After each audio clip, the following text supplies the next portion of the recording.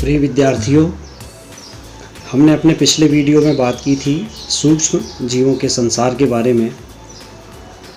उनमें हमने जीवाणु, कवक, शैवाल, प्रोटोजोआ और विषाणुओं के बारे में जानकारी प्राप्त की। आज हम इन्हीं सूक्ष्म जीवों के मनुष्य के लिए महत्व अर्थात उनके लाभदायक एवं हानिकारक प्रभावों के बारे में जानेंगे।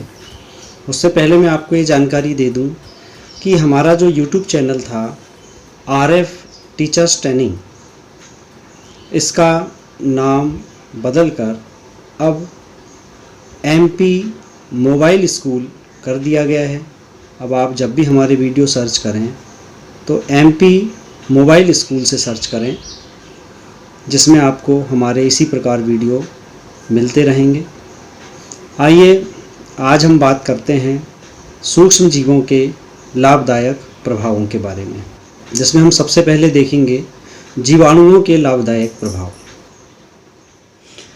जीवाणु कृषि में विभिन्न प्रकार से हमारे लिए बहुत उपयोगी होते हैं, जैसे राइजोबियम, क्लॉस्ट्रीडियम, एजेटोबैक्टर, एनाबीना और नॉस्टाक। ये नाइट्रोजन का स्थिरीकरण करके और भूमि को उर्वरा बनाते हैं तथा कृषि उपज में इनसे लाभ प्राप्त होता है। इसके अलावा ये सूक्ष्म जीवों का अपघटन भी करते हैं। अपघटन करके ये जटिल कार्बनिक पदार्थों को सरल कार्बनिक पदार्थों में बदल देते हैं और जो मिट्टी में मिलकर के और भूमि की उर्वरा शक्ति में वृद्धि करते हैं। डेयरी उद्योग में दही, पनीर, मक्खन आदि के निर्माण में लैक्टोबैसिलस लैक्टिस नामक जीवाणु का उपयोग होता है। इसी तरह सिरका उद्योग में एसिटोबैक्टर एसिटी नाम का जीवाणु उपयोगी होता है। विभिन्न प्रकार की प्रतिजैविक दवाइयों के निर्माण में, जैसे स्ट्रेप्टोमाइसिन, टेरामाइसिन, सप्टिलिन आदि के निर्माण में भी विभिन्न प्रकार के जीवाणुओं का प्रयोग होता है। इसके अलावा तंबाकू, चाय तथा चमड़ा उद्योग में भी जीवाणु बहुत उपयोगी होते हैं। अब हम देखें कवकों के लाभदायक उपयोग। जैसा कि आप जानते हैं कि मशरूम एक बहुत प्रचलित तथा जाना पहचाना कवक है जो भोजन के रूप में हमारे काम में आता है। इसके अलावा विभिन्न प्रकार की प्रतिजैविक औषधियाँ जैसे पेनिसिलिन, साइट्रिनिन, क्लेबिसिन ये कवकों से ही तैयार की जाती हैं।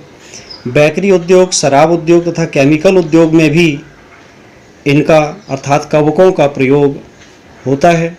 इसके अलावा घरों में इडली, डोसा तथा पापड़ आदि बनाने में जो फर्मेंटेशन की क्रिया, जो खमीर उत्पन्न करने वाली क्रिया है, वह कवकों के माध्यम से ही होती है। तीसरा है शैवाल। हम देखें शैवालों में जो अग्नि शैवाल है, अग्नि शैवाल अर्थात रात्रि के समय में ये समुद्र के ऊपर जब समुद्र की सतह पर जब बहुत अधिक मात्रा में इकट्ठी हो जाती है तो इससे ये चमकीली होने के कारण अग्नि की भांति, आग की भांति दिखाई देती है, इसलिए इन्हें अग्नि शैवाल कहते हैं। इनका उपयोग औषधि तथा सौंदर्य प्रसाधनों के निर्माण में किया जाता है। इसके अलावा स्वर्ण शैवाल, जैसा कि नाम से ही स्पष्ट है, ये सुनहरे पीले रंग के होते हैं। ये जलीय जीवों के भोजन के रूप में काम आते हैं। इसके अलावा इनका जो औद्योगिक उपयोग है, विभिन्न प्रकार के जो उद्योगों में काम आने वाले फिल्टर, टूथपेस्ट, पेंट, वार्निश, कांच का सामान बनाने में इनका प्रयोग होता है। इसके अलावा प्रकाश व तापरोधी ईंटों के निर्माण में भी इनका प्रयोग होता है और इस तरह की जो ईंटें हैं ये भट्टी इत्यादि में इनका प्रयोग होता है। प्रोटोजोआ के भी हमारे लिए कुछ लाभदायक प्रभाव हैं।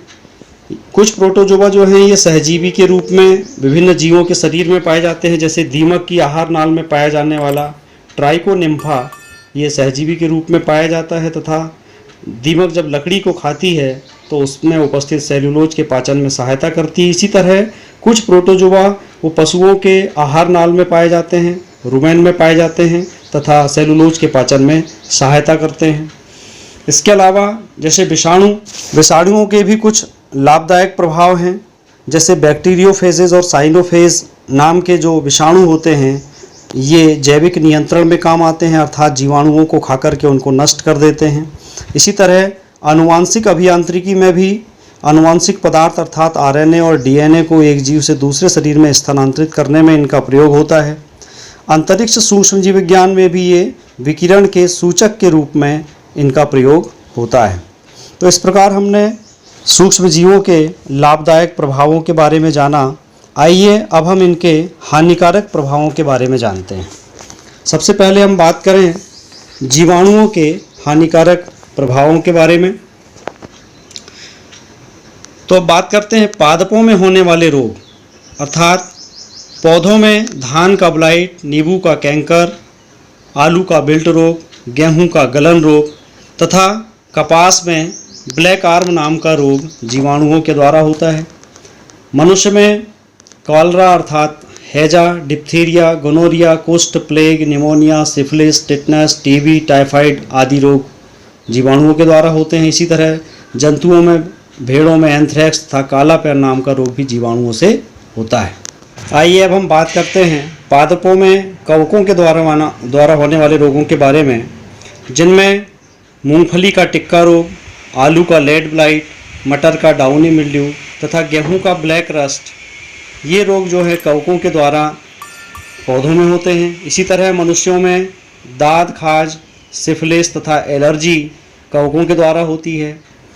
कुछ कवक भोज्य पदार्थों का नाश करते हैं, उनमें उत्पन्न होकर के उन्हें खराब कर देते हैं। इसी तरह लकड़ी, कपड़ा, कागज का सामान, चमड़े की वस्तुओं को भी उन पर उग कर के ये नष्ट कर देते हैं। तो इस प्रकार कवक हमारे लिए हार्मफुल भी होते हैं, हानिकारक होते हैं।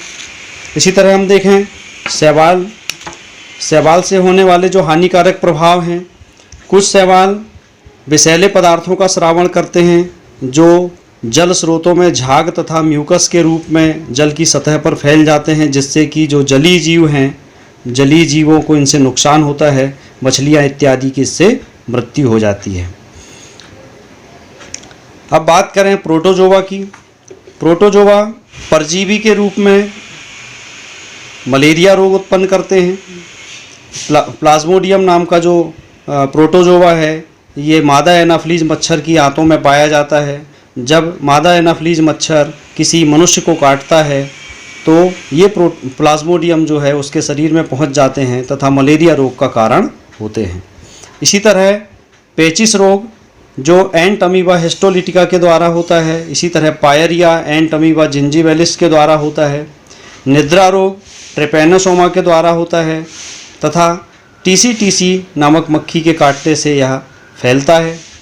इसी तरह अतिसार का जो रोग है, दस्त, यह भी प्रोटोजोआ के कारण होता है। अब हम बात करते हैं विषाणुओं से होने वाले रोगों की।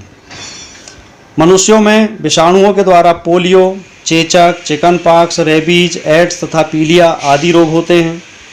अन्य जंतुओं में बंदर में KFD, रेबीज तथा पशुओं में मुंह तथा खुर का रोग विषाणुओं के द्वारा होता है। पौधों में सेम, टमाटर, तंबाकू तथा पपीते का मोज़ेक रोग, पपीते का लीफ कर्ल तथा केले का बंची टाप रोग विषाणुओं के द्वारा होता है। इस प्रकार हमने सूक्ष्म जीवों के हानिकारक प्रभावों के बारे में जाना। वर्तमान में हम एक जो विशेष प्रकार का विषाणु है जिसको कोविड-19 के नाम से जाना जाता है तथा वर्तमान में पूरे विश्व में एक महामारी के रूप में इसने लाखों लोगों को प्रभावित किया है। यह भी एक प्रकार का विषाणु है जो मुंह तथा नाक के द्वारा मनुष्य के गले में पहुंचकर खांसी पैदा करता है। सूखी खांसी के साथ बुखार तथा धीरे धीरे इसका संक्रमण फेफड़ों तक पहुंच जाता है तथा मरीज को सांस लेने में तकलीफ होने लगती है। कई बार यह जिनकी रोग प्रतिरोधक क्षमता कम है उनके लिए मृत्यु का कारण भी हो जाता है और पूरा विश्व के 200 से अधिक देश इस महामारी से जूझ रहे हैं। इसके लिए हमारे देश में भी सोशल डिस्टेंसिंग तथा घर में रहना, समाज से दूर रहना, इस तरह शासन के द्वारा लॉकडाउन करके भी इसके संक्रमण को रोकने के लिए कारगर उपाय किए गए हैं। तो विद्यार्थियों, हमने देखा कि किस प्रकार सूक्ष्मजीव मानव समाज के लिए लाभदायक तथा हानिकारक होते हैं। आशा है आज का यह वीडियो आपके लिए उपयोगी सिद्ध होगा। इसी तरह आप हमारे आगामी वीडियो भी देखते रहें, जिससे कि आपको ज्ञानवर्धक जानकारी प्राप्त होती रहे। धन्यवाद।